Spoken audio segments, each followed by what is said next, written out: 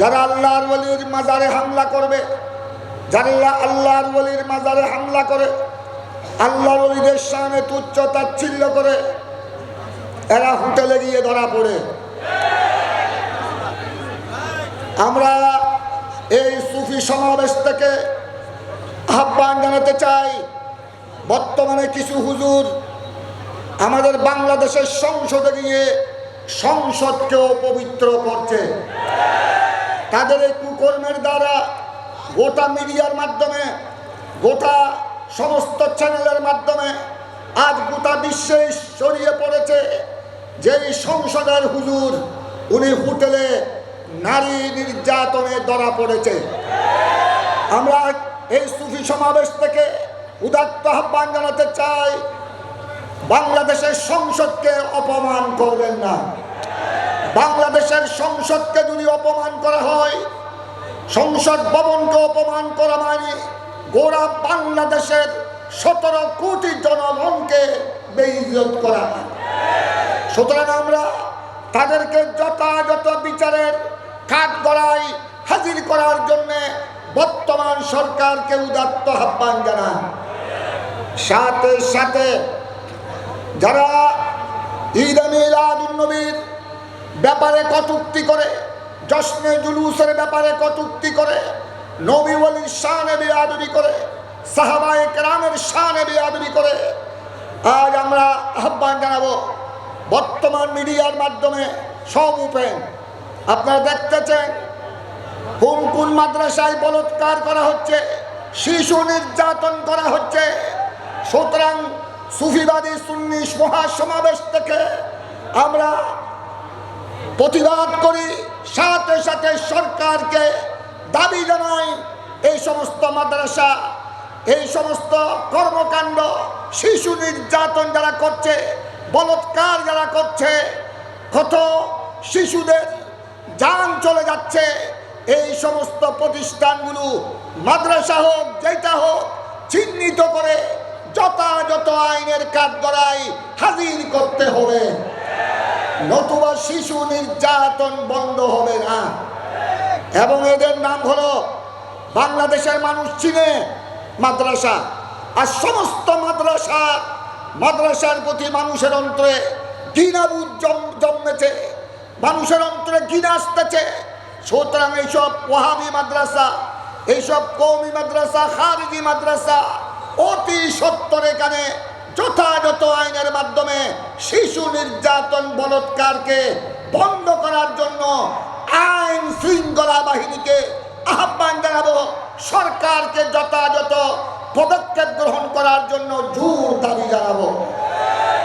সাথে সাথে আমরা জানাবো আল্লাহর ওলিদের মাজার শরীফ এটাকে রক্ষা করা সমগ্র মুসলিম উম্মার দায়িত্ব, সরকারের দায়িত্ব। বাংলাদেশের শতকরা 85-90 জন মুসলমান, জরিপে দেখা যায় 90% থেকে আরো বেশি। এই বাংলাদেশে যদি ওলিউল্লাহর মাজারে হামলা করা হয়, মনে রাখবেন যারা আল্লাহর ওলির মাজারে হামলা করে এদের পরিচয় হলো এরা গুন্ডা বাহিনী। এরা ইসলামী দল নয়, ইসলামী দল হতে পারে না। ইসলামের নামে এরা গুন্ডা। এইসব গুন্ডাদেরকে প্রতিহত করতে হবে। সাথে সাথে আমরা বলবো আমার পেয়ারা নবীর নির্দেশ, আলান ফাজরুহা নাহাইতুকুম আন জিয়ারাতিল কুবুর আলান ফাজরুহা ফাইন্নাহা তুযাক্কিরুল মাউত আও কামা ক্বালা আলাইহিস সালাতু ওয়াস সালাম। আল্লাহর ওলিদের মাজার জিয়ারত, ঈমানদার মুসলমান কবরস্থানের জিয়ারত, এটা আমার নবীর নির্দেশ, এটা সুন্নতে রাসূল, সাহাবায়ে কেরামের সুন্নাত, এটা ইসলামী শরীয়তের বিধান। সুতরাং আমরা আল্লাহর ওলির মাজারে এবং সমস্ত মুসলমানের কবরে আমরা জিয়ারত করব। এটা জিয়ারত সুন্নাত, এটা বড় ইবাদত। ওখানে আমরা বিলাস শরীফ পাঠ করব, কোরআন তেলাওয়াত করব, জিকির আজকার করব। আল্লাহর ওলির মাজারে আল্লাহর ওলিদের উসিলায় নিয়ে আমাদের বাংলাদেশের জন্য শান্তি কামনা করব, বিশ্বের মজলুম মুসলমানের জন্য আমরা সাহায্য কামনা করব। সুতরাং আল্লাহর ওলির মাজারে যারা হামলা করে তাদের বড় ষড়যন্ত্র হলো বাংলাদেশের মুসলমানের অন্তরে ওলিউল্লাহর প্রতি যে আন্তরিকতা, যে শ্রদ্ধা, এটাকে নস্যাৎ করার জন্য তাদের এই ষড়যন্ত্রকে রুখে দিতে হবে। সাথে সাথে আমরা বলবো, কোনো আল্লাহর ওলির মাজারে বৌতাবাজি চলবে না, ওখানে মদ গাঁজা চলবে না, শরীয়ত বিরোধী কোনো কার্যকলাপ চলবে না। এইভাবে সমস্ত আল্লাহর ওলির দরবারের কর্তৃপক্ষ, মতুয়াল্লি, সাজ্জাদানুশীন, পরিচালনা কমিটি, সাথে সাথে জানাবো আমরা সুন্নি জনতাকে এদিকে আমাদেরকে সুদৃষ্টি রাখতে হবে। আমরা আহলে সুন্নাত ওয়াল জামাতের পক্ষ থেকে, এটা আজ নতুন ফতোয়া নয়, যুগে যুগে আমাদের উলামায়ে আহলে সুন্নাত, আমাদের মুফতিগণ এই ফতোয়া দিয়ে এসেছেন। আপনারা জানেন মাসিক তরজুমান আহলে সুন্নাতের মাধ্যমে, যেটা গোটা বাংলাদেশে যেই তরজুমান আহলে সুন্নাত, গোটা বিশ্বে যেই পত্রিকা চলে যায়, ওখানে আমরা যুগ যুগ ধরে এই ফতোয়া দিয়ে আসছি, আল্লাহর ওলির মাজারের সম্মান রক্ষা করা মুসলিম উম্মার উপর ফরজ। ওখানে জিয়ারত চলবে, কোরআন খানি, দরুদ সালাম, মিলাদ শরীফ চলবে, উরুস চলবে ইবাদতের মাধ্যমে।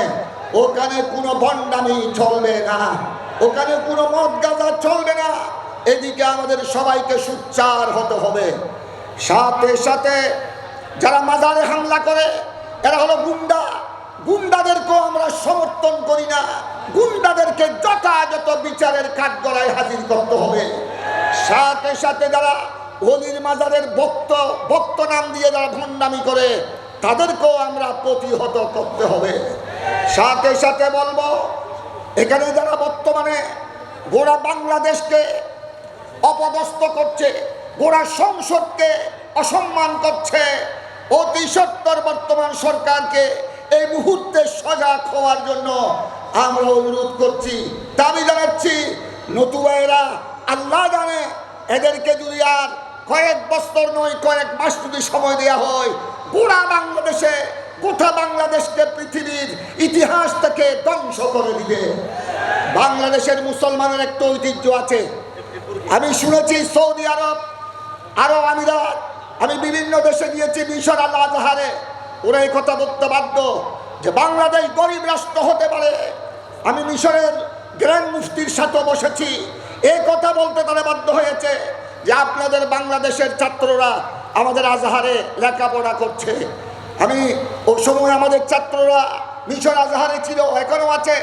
সৈয়দ জালালউদ্দিন আজহারি, আমাদের কাদরিয়া তৈয়বিয়া, ঢাকা মোহাম্মদপুর কামিল মাদ্রাসার প্রিন্সিপাল আজিজম মাওলানা জসিমউদ্দিন আজহারি সহ আমি কয়েকবার গিয়েছি, ওনাদের সাথে বসেছি।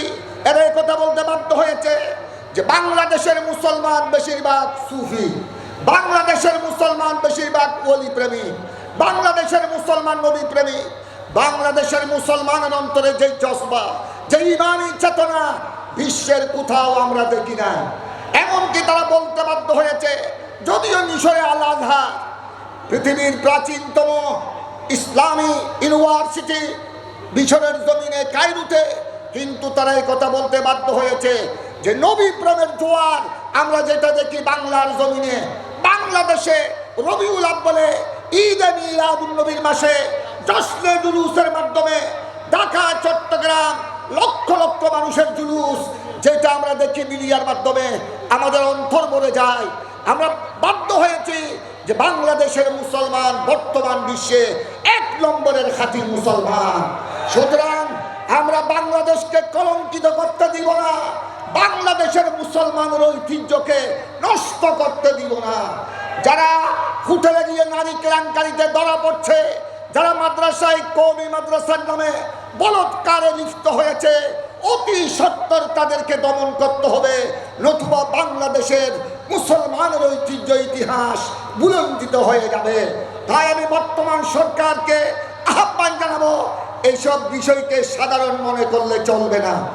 এসব বিষয়, এটা লাওয়াতাত, বলৎকার, এটা হারাম হারাম হারাম, গুনাহে কবিরা, তাদের উপর আল্লাহর লানত লানত লানত। এবং সংসদ সদস্য হয়ে ইসলামী দলের নাম দিয়ে, ইসলামের স্লোগান দিয়ে নারীকে নিয়ে হোটেলে ধরা পড়া, এর চেয়ে লজ্জার বিষয় আর কি হতে পারে? সুতরাং আপনারা চিহ্নিত করতে হবে এরা কারা, এরা কারা চিহ্নিত করতে হবে। আমার শেষ বক্তব্য, সামনে আসতেছে রবিউল আব্বাল মাস, এটা মাহে সফর, মাত্র আর কিছুদিন পরে আসতেছে রবিউল নূর, রবিউল আব্বাল শরীফ। আমি এই সুফিবাদী সুন্নি মহাসমাবেশ থেকে আমি ধন্যবাদ জানাই আমাদের সম্মিলিত সুন্নি পীর মাশায়েখ কোরআনের আয়োজনে এই সুফিবাদী সুন্নি সমাবেশের আহ্বায়ক সাহেব, আমার ডক্টর সাহেব, আমার ভাই, আমাদের ডক্টর সাহেব অত্যন্ত জোরালো বক্তব্য দিয়েছেন, আমি তাকে স্বাগতম জানাই। আমাদের এই আয়োজনের সচিব আমার অত্যন্ত প্রিয়জন, চট্টগ্রাম সিবাতলী বহুমুখী কামিল মাদ্রাসার প্রিন্সিপাল মুজাহিদ আলে সুন্নাত মাওলানা আবুল ফরাহ ফরিদ উদ্দিনকে আমি মুবারকবাদ জানাই। এই মহাসমাবেশ থেকে মৌলানা এনামুদ্দিন, মৌলানা আব্দুস সামাদ সহ আমার বন্ধুবর, এই মাহফিলের সভাপতি কাজী মাইনুদ্দিন আশরাফি সহ প্রত্যেক দরবারের যারা খেদমতে আছেন সবাইকে আমি মুবারকবাদ জানাই। আপনারা আজ ইতিহাস সৃষ্টি করেছেন। সরওয়ার্দী উদ্যানে শুধু বিভিন্ন রাজনৈতিক দলের মানুষেরা ফালাফালি করবে, অনেক সমাবেশ এখানে হয়েছে, দরুদ সালাম হয় নাই, এত সুন্দর পরিবেশে মাহফিল হয় নাই। আজ এখানে কোরআন হাদিসের আলোচনা, আজ এখানে ইসলামের ইজ্জত রক্ষা করার আলোচনা, সুন্নিয়তের দর্শন নিয়ে আলোচনা। আজ আমার মনে হয় সরওয়ার্দী উদ্যান প্রতিটি বালুকণা আমাদের জন্য দোয়া করছে। আমরা চাই না সরওয়ার্দী উদ্যানে এখানে কোনো অশ্লীল নৃত্য অনুষ্ঠান বন্ধ করতে হবে। সরওয়ার্দী উদ্যান এটা পুরো বাংলাদেশের ইতিহাস, এই যে ঐতিহাসিক ময়দান সরকার আমাদেরকে অনুমতি দিয়েছেন, সাধুবাদ জানাই, মোবারকবাদ জানাই, প্রশাসনকে আমরা ধন্যবাদ জানাই। আপনারা আমাদেরকে এই সুফিবাদী মহাসম্মেলন করার জন্য আমাদেরকে সমর্থন দিয়েছেন, সুযোগ দিয়েছেন। আগামীতেও আমরা যেন আরো বিশাল আকারে সরওয়ার্দী উদ্যানে আমরা যেন ইসলামের জয় পতাকা উড়াতে পারি। নারায়ে তাকবীরের স্লোগানে, নারায়ে রিসালাতের স্লোগানে গোটা সরওয়ার্দী উদ্যান যেন আলোকিত হয়, বাংলার আকাশ পাতাল যেন গৌরবান্বিত হয়, এই আহ্বান জানাচ্ছি। সাথে সাথে আমার শেষ কথা, আগামী রবিউল আব্বাল এখন থেকে প্রস্তুতি গ্রহণ করবেন। প্রতিটি জেলায়, প্রতিটি উপজেলায়, প্রতিটি থানায়, গ্রামে গঞ্জে মফস্বলে জশ্নে জুলুসে ঈদে মিলাদুন নবী কায়েম করবেন। এখন থেকে ঈদে মিলাদুন নবীর মাহফিলের প্রস্তুতি গ্রহণ করবেন। প্রত্যেক জায়গায় জায়গায় ব্যানার লটকিয়ে দিবেন। বিভিন্ন রাজনৈতিক দলের ব্যানার যদি রাস্তায় যদি উঠতে পারে, বিভিন্ন রাজনৈতিক দলের ছোট্ট ছোট্ট সামান্য সমাবেশের পতাকা যদি উঠতে পারে, রহমতুল্লাহ আলামিনের ঈদে মিলাদুন নবীর পতাকা কি উঠতে পারে না? সাথে সাথে আমরা বাংলাদেশের পতাকা উড়াবো। আমরা শুধু আর্জেন্টিনার পতাকা চাই না, ইহুদি দেশের পতাকা আমরা চাই না, ইসলামের দুশমন যারা তাদের পতাকা বাংলার জমিনে আমরা চাই না। আমরা চাই বাংলাদেশের পতাকার সাথে সাথে ঈদে মিলাদুন নবীর পতাকা।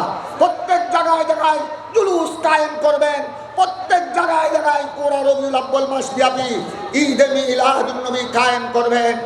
আগামী 9 রবিউল আব্বাল ঢাকা রাজধানীতে আল্লামা পীর সাবের শাহ সাহেব কেবলার সদারতে বিশাল জশ্নে জুলুস। 12 রবিউল আব্বাল চট্টগ্রাম বারোলিয়ার জমিনে লক্ষ লক্ষ আশেকদের উপস্থিতিতে বিশাল জশ্নে জুলুসে ঈদে মিলাদুন নবীতে আপনাদেরকে দাওয়াত দিয়ে আহ্বান জানিয়ে, উপস্থিতির আহ্বান জানিয়ে আমার কথা এখানে শেষ করছি। সবাইকে শ্রদ্ধা, সালাম, আসসালামু আলাইকুম ওয়া রাহমাতুল্লাহি ওয়া বারাকাতুহু।